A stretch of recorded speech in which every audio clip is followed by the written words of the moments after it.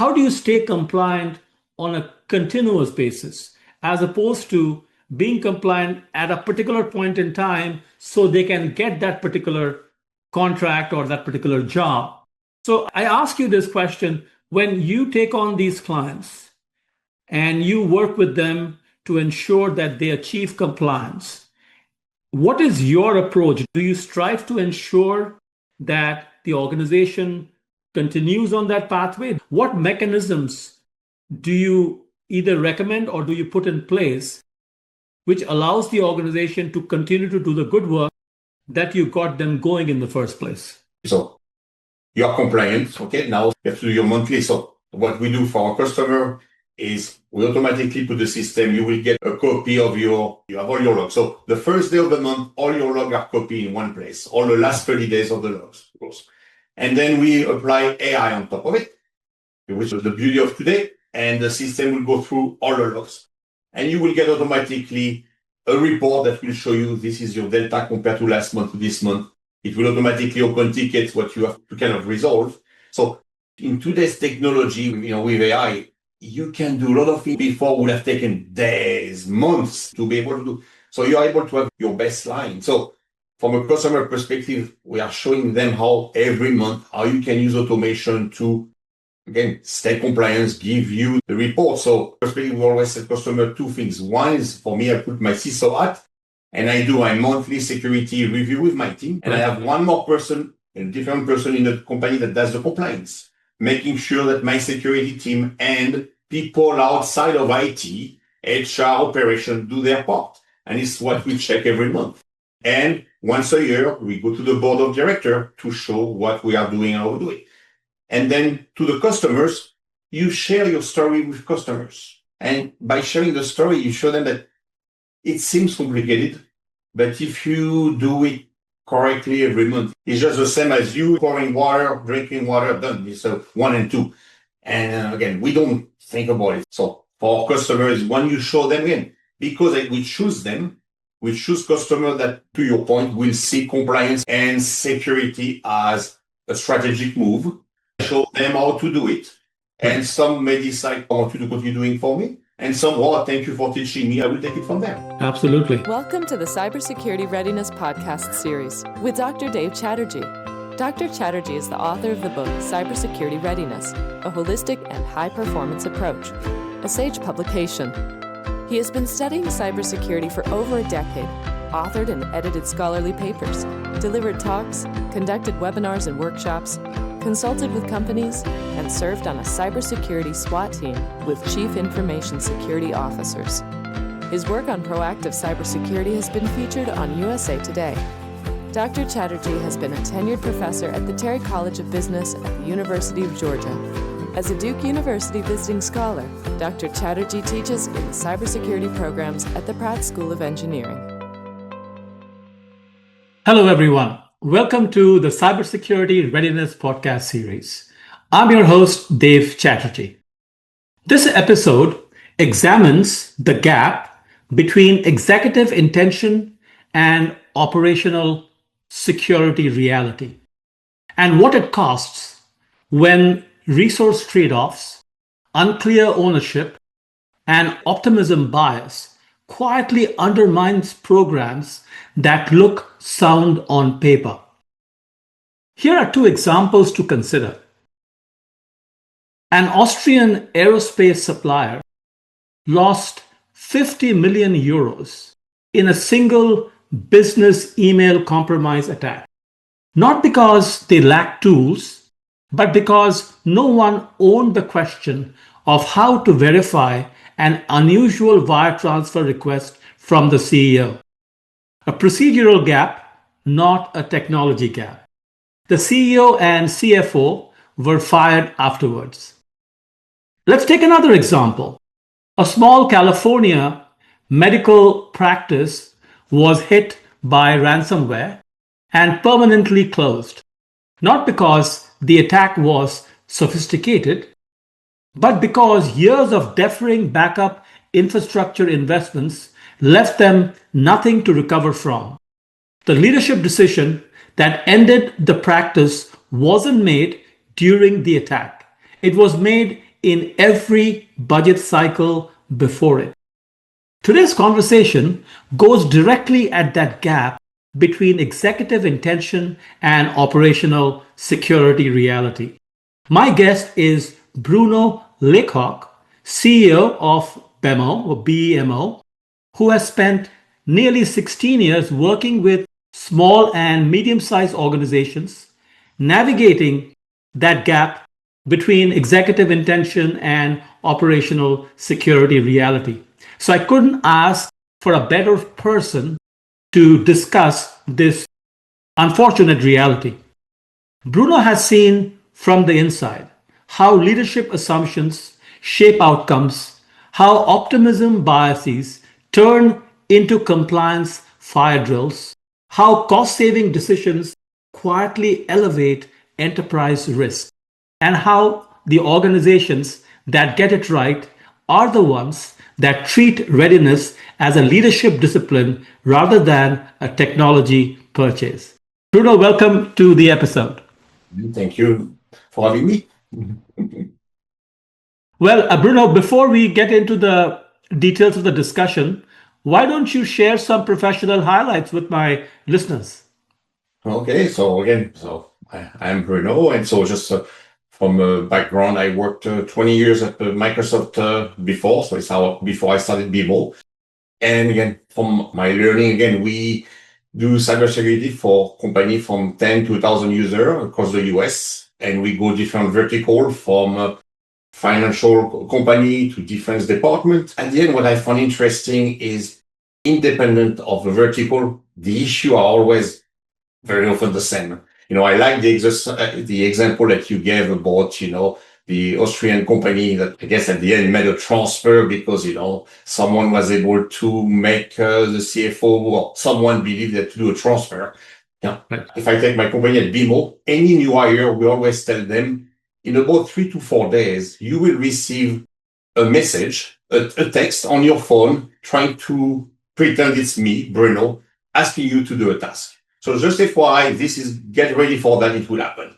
Well, for 3 to 4 days, the first person, they will always say, hey, I got that message you told me.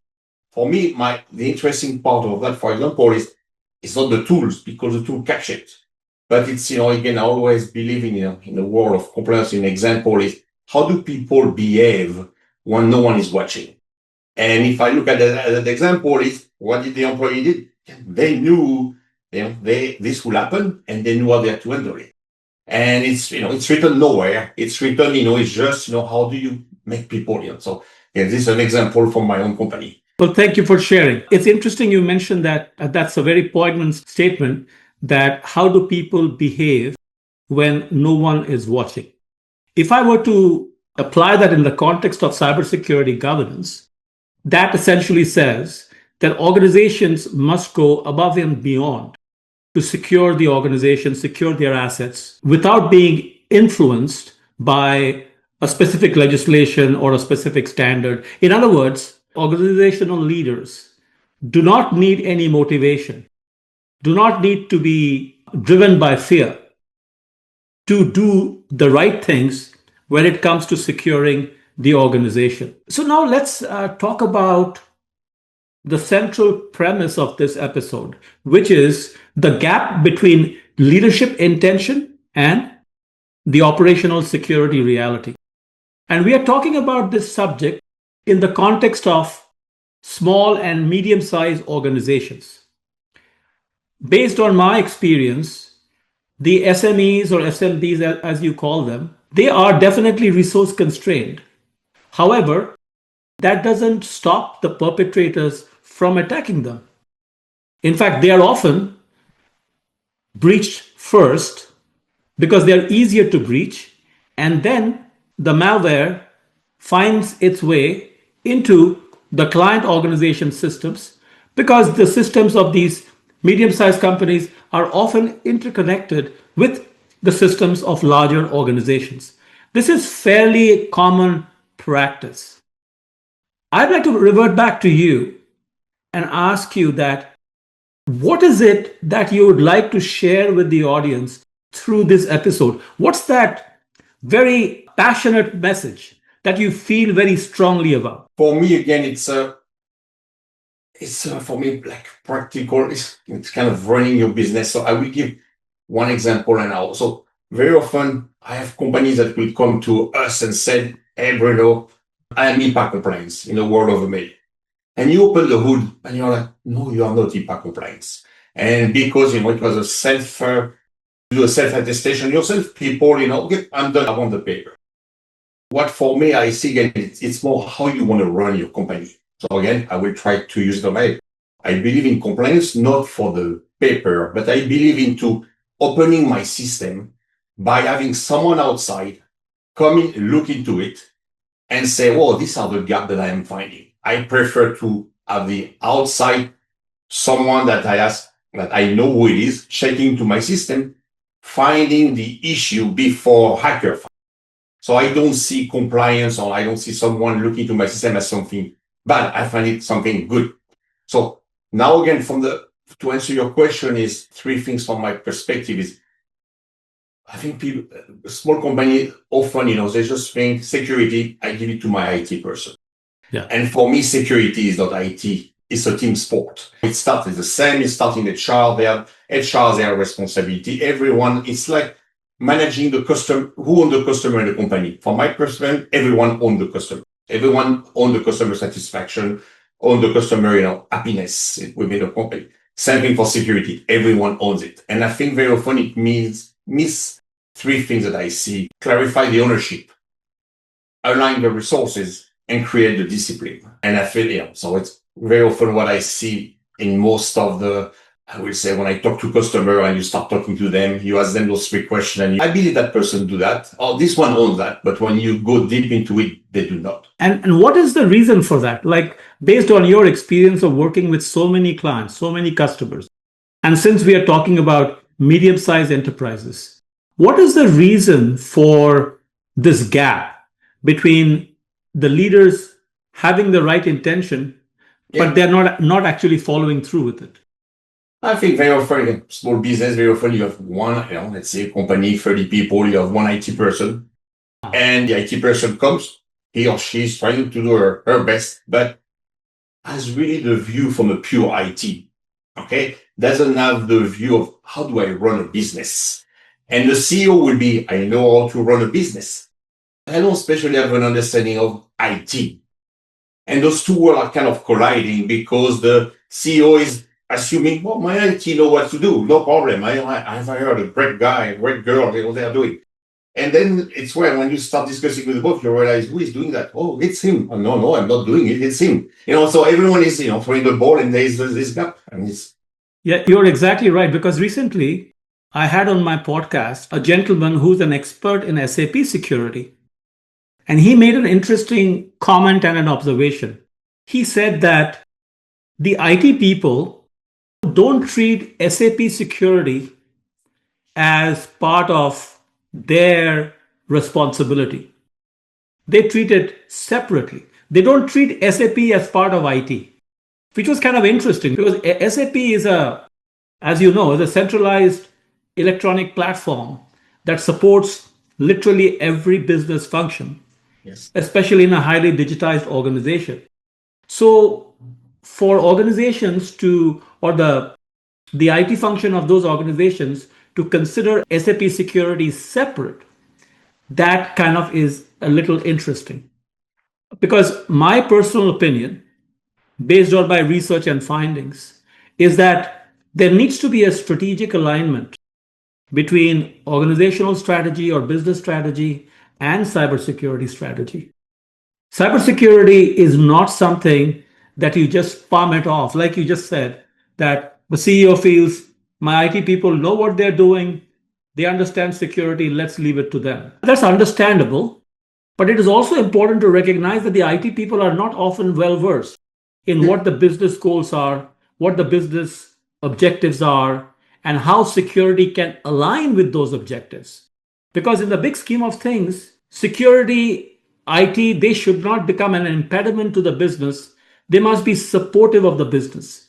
Like somebody said, one of my podcast guests said, he was the CISO of a company. He says, I don't want to be the department or function of saying no. I want to be able to say yes, but I want to caution, inform the management on how to proceed in a secure fashion.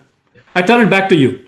Yeah, and another thing that I have seen often is also, where does IT report to? So I have organization where IT report to finance. So for me, I say, report to finance. They see IT as a cost enabler. They don't see it as a strategy. So it goes there. Then you have sometimes IT reporting to operation. And you have, so it depends on where they're reporting to the organization. There's a different vision of what IT does. And so so for me, the worst on my side is when IT report to finance, because everything is driven by the cost of a tool, the cost of that, but there is not, to your point, what is the strategy of the business? Based on the strategy of the business, what does IT needs to provide to enable the business strategy? And, and then from there you can discuss, I will do this, I will not do that. And do you empower the IT person or the IT teams to, but again, empower the IT team working with the rest of the leaders, not on their own. Right.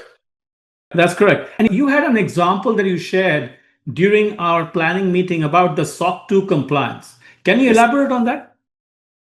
Yes, I think I can take SOC 2 or any compliance. Again, if I look at like SOC 2, some of the controls need to be, again, managed by HR. Again, you have to talk about onboarding of an employee. So, which means nothing to do with IT. HR is the one doing the background check. HR is supposed to provide, the training. And also, again, it has nothing to do with IT, but people will feel like, hey, I want to be SOC 2, it's an IT project, go for it. Well, 80% of it is IT, but 20 is not. And it's the same for CMMC, for any, certification. Right. As you elaborate on your experiences and your inferences, it brings to mind the framework that I have been sharing with the global community, my CPD framework, commitment, preparedness, and discipline framework. And you kind of alluded to that when you were sharing some insight, especially in the context of that SOC 2 fire drill that we were talking about, and the gap that was found there between the intention to effectively comply, but in actual reality, the compliance wasn't quite up to the mark. As I apply the CPD lens to analyze that scenario, here's what I come up with. From a commitment standpoint, there was no leadership mandate to treat cyber readiness as a strategic priority, distinct from compliance. The SOC 2 effort was delegated without executive sponsorship or resource commitment proportional to the task. So therefore, the cost-saving intent displaced realistic scoping of what the work required. There cannot be real commitment if you're not willing to put the resources where they are needed so effective compliance work is done. Just saying that, we are all for compliance, we have a team, we support them, that's more of a passive statement or a passive commitment. Active commitment is when leadership either serves on the oversight committee or actively monitors the performance of the cybersecurity team, does something so that they become very knowledgeable, become very aware of what's going on from a security governance standpoint. Leadership doesn't need to be experts. They don't have to be subject matter experts. That's not their job. But they need to be involved. They need to be informed. They need to be asking the right questions. There's no getting away from that, though. Now, moving on to the next dimension of the CPD framework, which is preparedness. In the context of, again, this SOC 2 fire drill example, there was no capacity assessment before assigning compliance ownership. Engineering leads were stretched thin. No playbook existed for when program momentum stalled, and no trigger existed to surface the gap until a deal forced it into view. So like you said a little while ago, that you should be doing the right things whether anybody is watching or not. In this particular case, when they got that particular deal, Then they sat up and said, well, let's do this right so that we can get the deal. I mean, when they learned about the deal. For me, the worst is when compliance, I think 90% of the company, they will come to us and say, I need to be SOC 2 SMFC ASAP because otherwise I will not sign my deal. This is the worst because From that perspective here, they are in a rush. They have nothing. Again, they didn't even think about what it will take. It's just, let's get doing. I'm giving it to my AT team. So at the beginning, they're already giving the project to a stretch engineering lead, for example. Everything looks good at the beginning. They start creating the document, the control are defined, but there's no real ownership. They care about the time. And then, boom, comes now, I always said, you become compliant. It's like you having a kid. The baby is born. But you have to deal with the baby for 18 years. Okay? So here's the same. It's just like, okay, now you have your SOC 2. Great. And now what? Because you have to have another audit in a year from now. Okay? Who is going to carry it? Who is going to, So when the motivation of you being compliant or being cybersecurity ready is based on a deal, is always a wrong thing to start with. So now if you really care, I have a chance of being able to choose my customer. And when I see a customer coming and the only thing they care is the paper, I will say, go somewhere else. I'm here to make you secure.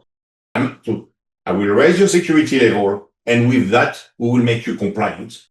If you want to work this way, come work with BEMO. Otherwise, go somewhere else. I couldn't agree with you more. And I'm glad you take that approach. It reminds me of this particular healthcare company. I think it was Epic, the organization that provides the healthcare technology platform.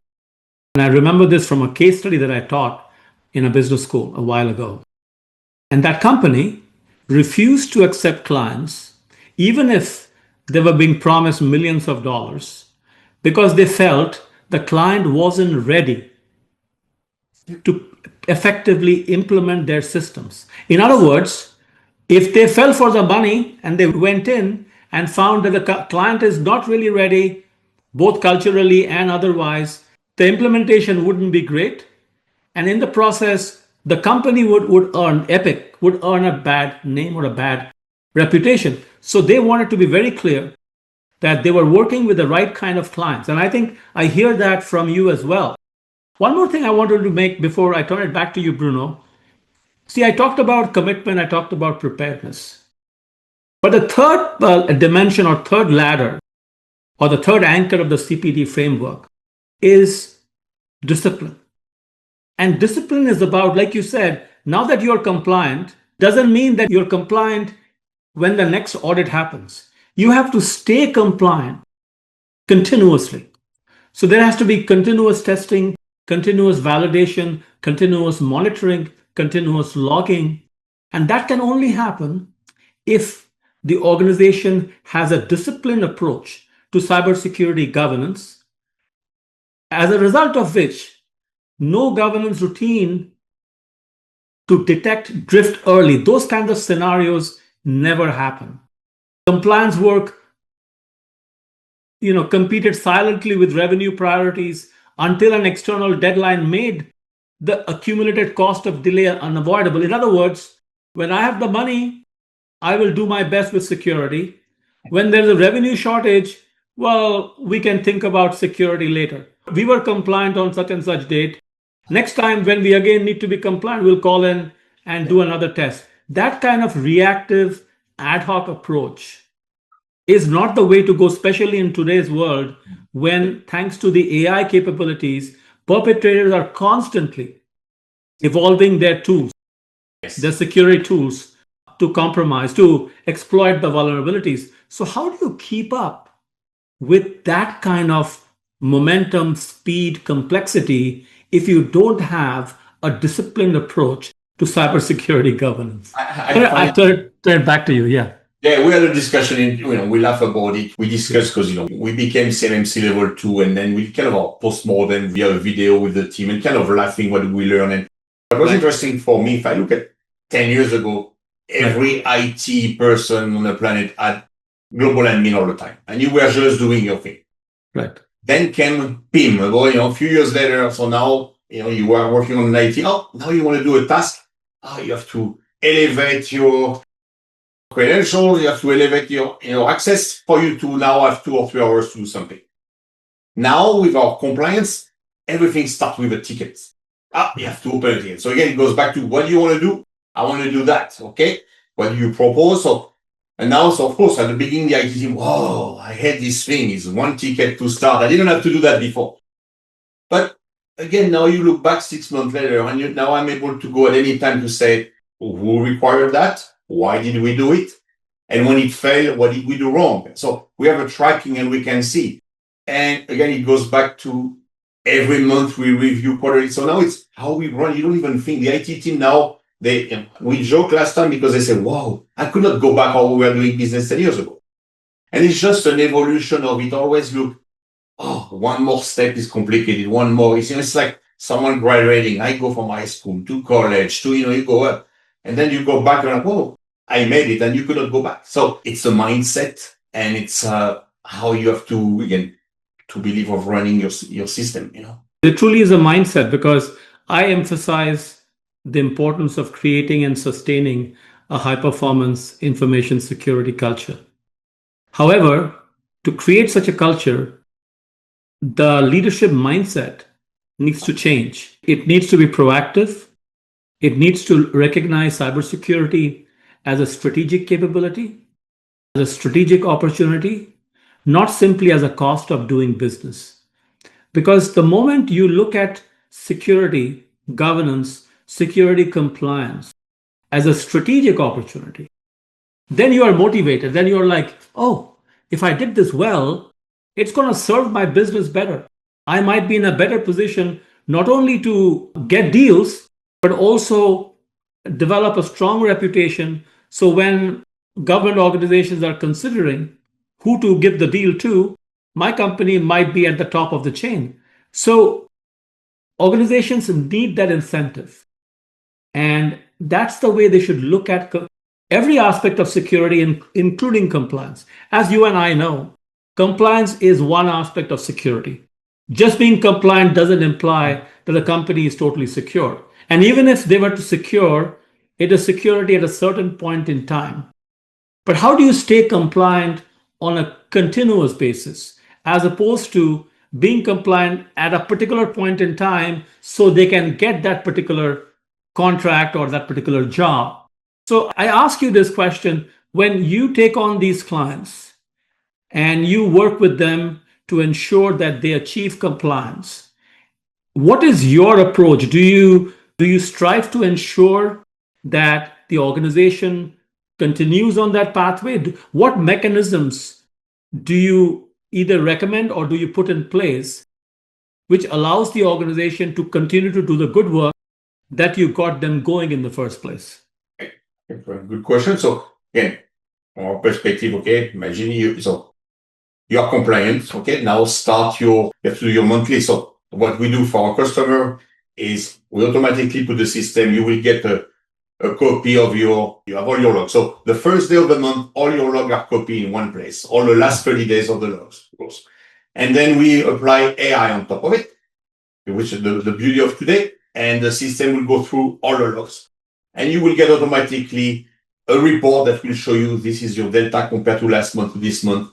It will automatically open tickets, what you have to kind of resolve. So in today's technology with AI, you can do a lot of things before would have taken days, months to be able to do. So you are able to have your baseline. So from a customer perspective, we are showing them how every month, how you can use automation to, again, stay compliant, give you the report. So perspective, we always tell customer 2 things. One is, for me, I put my CISO hat and I do my monthly security review with my team.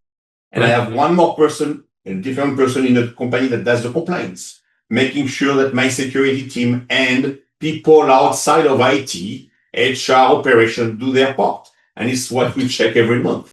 And once a year, we go to the board of directors to show what we are doing and how we do it.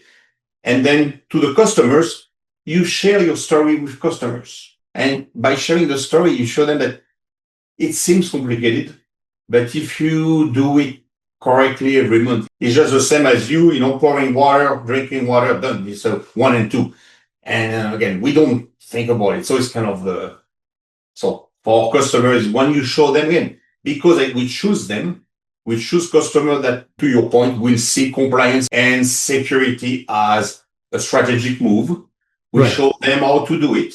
And some may decide, BEMO, I want you to continue doing for me. And some, thank you for teaching me. I will take it from there. Absolutely. I think we're covering a lot of good ground, but I like to, from time to time, do a reality check with my audience and share with them what are some of the takeaways we would like them to have from this discussion. Not to put thoughts or words in their mouth or in their mind, but at least to make them aware what are some of the key messages that's coming out from this discussion I'm having with Bruno. For instance, one of the first takeaways I think that should come through this discussion is most cybersecurity programs fail because of leadership decisions or lack of leadership decisions, not because of lack of tools, not because of technology gaps. The tools exist. The frameworks exist. What most organizations are missing is the leadership, clarity to deploy them effectively. When compliance is delegated without proportional resources, when ownership is assumed rather than assigned, and when cost-saving logic overrides realistic scoping, the result is not a technology failure. It is a leadership failure. So therefore, I think it's very important to get that particular difference. Leadership has to be assigned, or ownership has to be assigned. It cannot be assumed.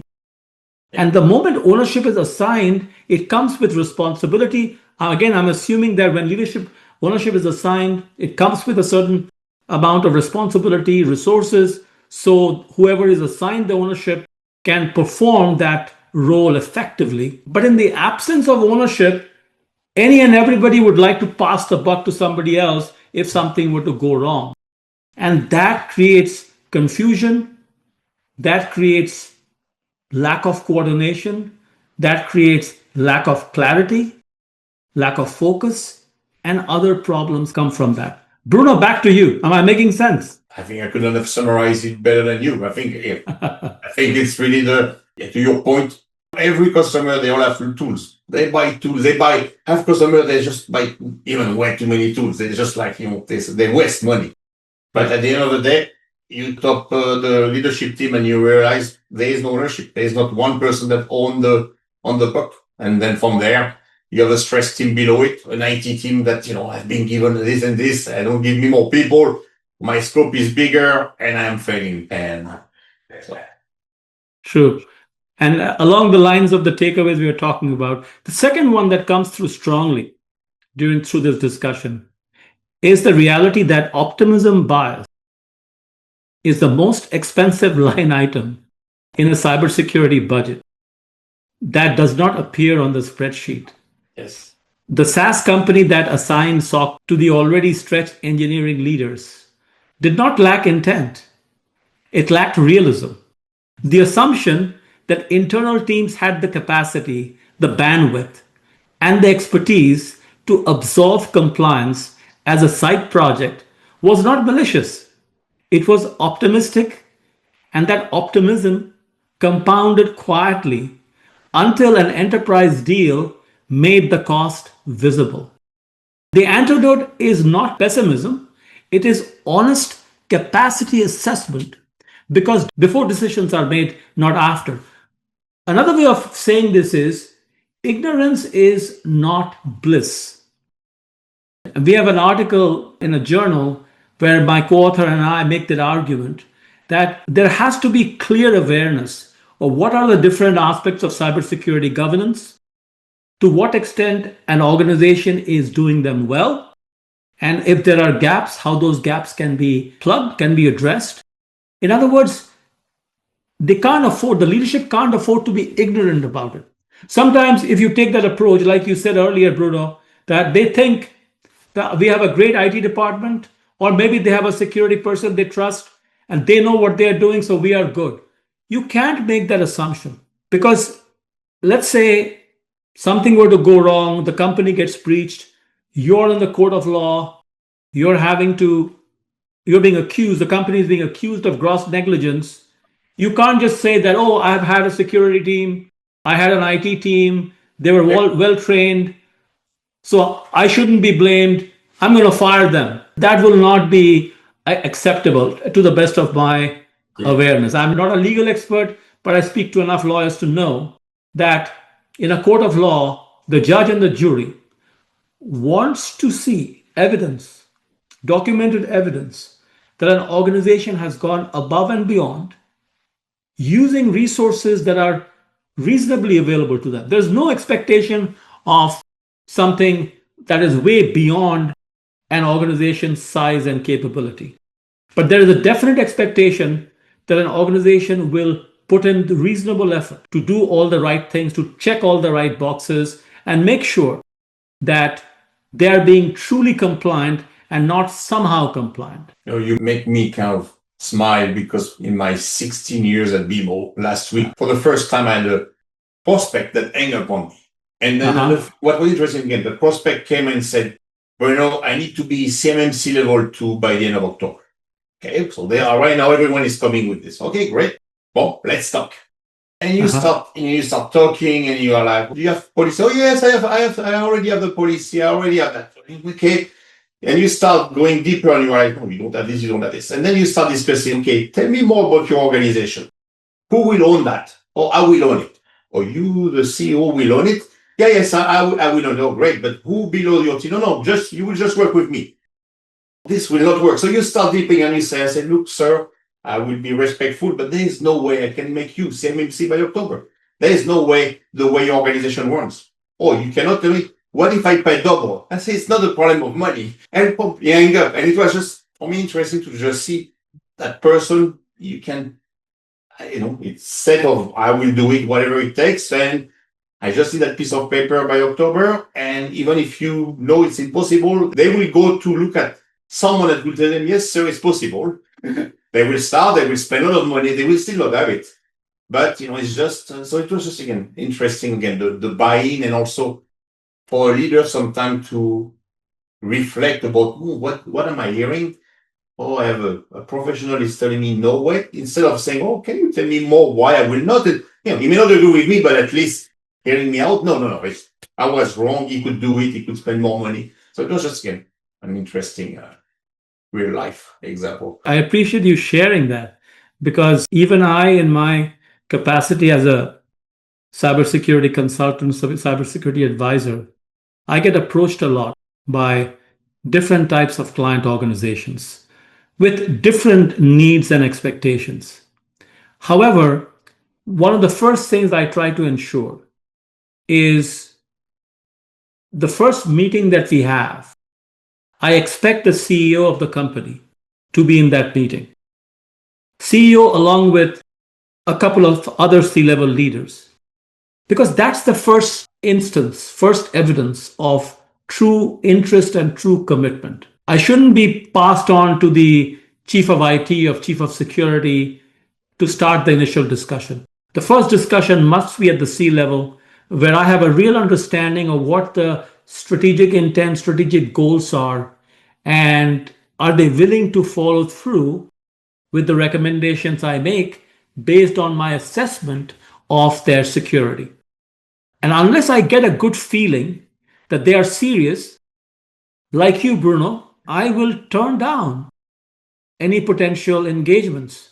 Because for me, it's not about making money, but it is about making sure that organizations are as secure as they can be, because there's a much greater interest out there. It's about making the world a safer place. That's the way I approach my life, especially professionally, that I must do my part to try and make the world a safer place by supporting organizations, having these kinds of discussions with subject matter experts such as yourself, putting it out there so we raise the level of awareness. But all of that will not bear fruit if there is a lack of intent. Oh, security, that's somebody else's job. I have not been hired to do security. You're correct. You have not been hired to do security if you're in operations, or if you're in finance, or if you're in HR. However, you cannot ignore the fact that security is an aspect of every organizational function. So if everyone doesn't do their part, if every organizational member doesn't consider cybersecurity as a part of doing business, then the organization overall cannot stay secure at a high level in a sustained manner. If you just were to rely on one or two people to try and secure an organization, and in today's organization, people are working from all over the place, they are remotely connecting to networks, there are all kinds of vulnerabilities that could happen. In this kind of an environment, you can't expect one, two, or three people, or even a team of 20 people to try and secure every possible operation. So, therefore, everyone has to do their part. And how do you get everyone to do their part? By raising awareness, by making them aware that if they do their part, it helps the company be more secure. And if the company is more secure, their reputation gets better. That could lead to more market share. That could lead to greater revenue. So you have to make that connection between security and the top line and the bottom line. You make that connection, you will get that buy-in. Once you get that buy-in, security awareness, security training, everything becomes a lot easier. Because we humans, we need to be convinced before we do certain things. So that's been my experience. I don't know what are your thoughts, but that's really been how I approach it. Yeah. I fully agree. I will just give an example even from our company again. Right. We monthly business review, and at the company level, we share how many clicks happen. It's just to show. And we give an example of, hey, one person, you don't have to give the name, one person in the company click on that. You explain. You just show them about that's what happened, what happened, how we stopped it. But have a discussion about what would have happened if we wouldn't have stopped it. But we may be out of business. So for people, again, to just always every month talking and keeping in mind, and it's not just doing this exercise of awareness training and say, no, you talk about it, you make people, and we also do quarterly. We will do a tabletop exercise again to wait, but we will not set a date. So, because what I've seen in the past, you will say quarterly tabletop exercise, and your IT team were ready, the organization was ready. Okay, we know it's coming. They will even prep 1 or 2 days before. So you were always passing with flying colors. My goal is not to say, oh, we pass with flying colors. It's, do I truly believe in case of an incident we will pass? So now you do it. There's only my IT person that knows. It's okay. On that day, we are going to create an incident and see how the organization reacts. And for me, then this is a true test because you told no one, there's not a set date, and you can see how the whole organization, And again, it's just, you can see, you start from the top to the bottom. Very true, very insightful. Again, continuing along that path of key takeaways. Another of the key takeaways that I'd like the audience to get from this discussion is to effectively apply the CPD framework that I brought into this conversation and that has served as the analytical backbone of this podcast series. At the cost of redundancy and repetition, I'll mention again, it's the commitment, preparedness, and discipline framework. Commitment is the genuine resource-packed decision by senior leadership to treat cyber readiness as a strategic priority, not a compliance checkbox, not a delegated IT responsibility, but a business imperative owned at the top. Preparedness, on the other hand, is the operational readiness to detect, contain, and respond to threats across every layer of the organization. And discipline is the sustained, consistent execution of security practices over time, not a one-time investment or an annual audit, but the ongoing governance routines and accountability structures that keep an organization's defenses reliable under real-world pressure. All three of these dimensions, all three of these anchors must work together. Absence of any one of them is when organizations fail. Bruno, I'm just curious to know from your experience, what do you see organizations lacking the most? Is it the commitment factor? Is it the preparedness factor, or is it the discipline factor? Which of the three? I would think the discipline. I will say again, sometime you will have, to your point, I think for me, you have the three right points. So, Right. but you will have sometimes, leaders, yes, they are the right people. Yes. But at the end of the day, it's almost like, they don't do the monthly check, the weekly, the monthly, the quarterly. It's kind of like, I'm compliant. Yes, we have the tool to manage that. And they go back to doing business the way they were doing it. Okay? Yes. And again, it's just, it's kind of like, and at the end, we had an incident. Well, if you would have checked the log of the last 3 months, you would have seen it coming. It was already there. But you stop again, and because again, it's where I go back, no one is watching. No one, the bad part is the person who is responsible to go check all the log, do the dirty job. At the end, it's like payroll. The person gets their paycheck every time, every month. The person that takes care of it never get the kudos. It's considered normal. Oh, my paycheck is normal. Okay. You don't realize the work that happened behind it for you to receive your paycheck. Okay. It's the same thing here from security. People don't see an organization doing it. There's someone doing this dirty job, this painful job every week, every month to make sure you stay secure. And that person will never get any kudos. If you stay secure, okay? That person will get blamed if there is a hack. But and I think so. It's why people say, "What is this person doing?" Oh, let's really assign that person to something else. It doesn't happen for the paycheck because people have to get paid. But You made two very interesting points. I'm going to use the paycheck as an example. I would encourage employees, organizational members to think about the receiving of the paycheck. Every month they get a paycheck. So the organization has a discipline of paying the organizational members. If the organization lacked the discipline of paying organizational members every month, the organization couldn't survive, right? So the same logic applies to security.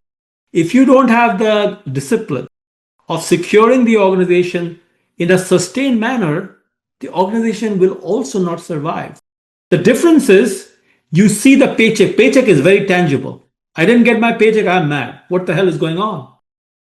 But if you are not being good about securing the organization, you may not see the immediate issues because sometimes the adverse effect takes a little while to happen. But then when it happens, it's too late to recover from it. So that's a very, very important way of trying to understand the significance of discipline. Just like you like the discipline of receiving money on a monthly basis, you also have to give back by taking a disciplined approach to security. So I really liked what you said there. Readiness is not a destination that organizations can arrive at by buying just the tools. There is a point of view out there that feels that, if you have the right tools, you're good to go.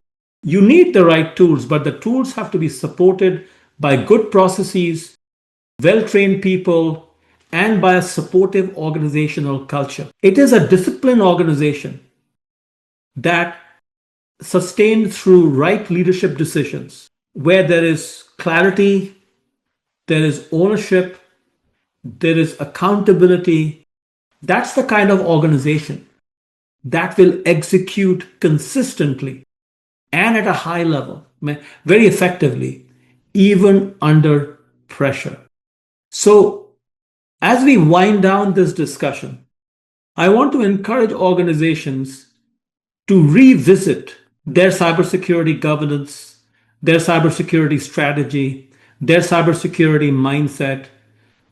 So when they go to somebody like Bruno asking for help, and Bruno has a set of questions that they have to answer, they come across as truly prepared, genuinely wanting to do well.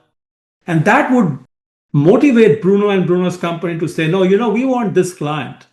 This is a client we can help, and they will help enhance our reputation because they will continue to do the good work, keep up the good work that we taught them how to do. So that's kind of the way I would like to position this episode, especially amongst representatives of small to medium companies that you may not have all the resources, but you have folks like Bruno and Bruno's organizations who can help you create the right kind of security infrastructure. But to be helped, you have to also rise. You have to also do your part. You can't just expect miracles to happen because you are providing a paycheck and say, okay, Bruno, here's the money, make miracles happen. And so we get this contract. And that transactional thinking that, okay, I get the contract, I check the box, it was worth hiring Bruno's team. That doesn't help because you never know, the very next day you could get breached and that would have even worse outcomes. So it has to be a well thought through, deliberate, holistic approach. That's how cybersecurity governance works best. Well, like every other episode, I always want my guests to have the last word. So, Bruno, any final thoughts? No, I think I love all your points. Again, final point is, again, it's treat cybersecurity as a strategic move. People see it as something that costs money. I see it as, again, you to be able to go win contract, you to be able to show your customer you care about them. This is what you do to protect their information. And again, it's your image outside and, no breach, you can prove, it's just people who want to do business with you. So again, I think cybersecurity and compliance done the right way, it's a huge competitive advantage. Well, thank you very much, Bruno. It has been a pleasure talking with you. Thanks for having me. The information contained in this podcast is for general guidance only. The discussants assume no responsibility or liability for any errors or omissions in the content of this podcast. The information contained in this podcast is provided on an as-is basis with no guarantee of completeness, accuracy, usefulness, or timeliness. The opinions and recommendations expressed in this podcast are those of the discussants and not of any organization.